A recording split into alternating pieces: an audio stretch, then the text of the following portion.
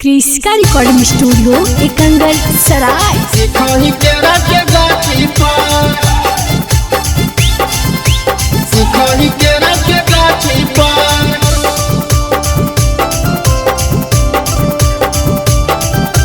सिखाही केरा के गाछी पर। Presented by Kriska films. कहे न रखही छौरी गे ओढ़निया अपन छाती पर, कहे न रखही छौरी गे ओढ़निया अपन छाती पर। पढ़े के उम्र में चढ़े न छौरी सिखाही केरा के गाछी पर, पढ़े के उम्र में चढ़े न छौरी सिखाही केरा के गाछी पर। कब घुमही नालंदा जिला, कब कोडरमा घाटी पर, कब घुमही नवादा जिला, कब कोडरमा घाटी पर।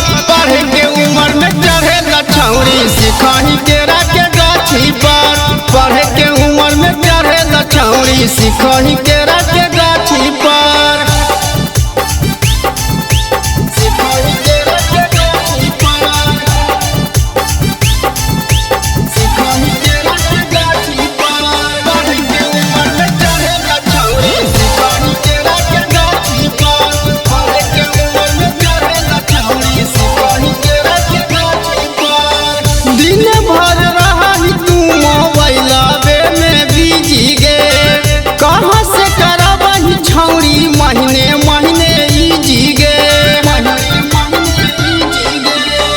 दिन भर रही तू मोबाइलवे में बिजी गे, कहाँ से करबही छौरी महीने महीने इजी गे।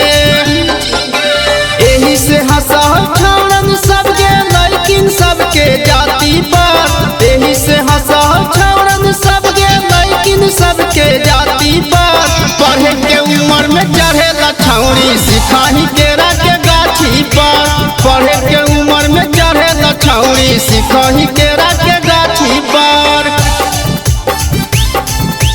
सिखाही केरा के गाछी पर।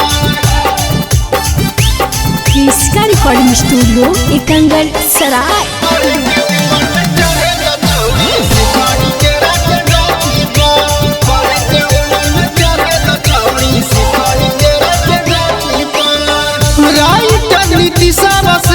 लागो हाथी से गे, कोचिंग के बहाने रोजे करो हाथी भेंट गे, हाथी भेंट गे। राइटर नीति से लागो हाथी से गे, कोचिंग के बहाने रोजे करो हाथी भेंट गे।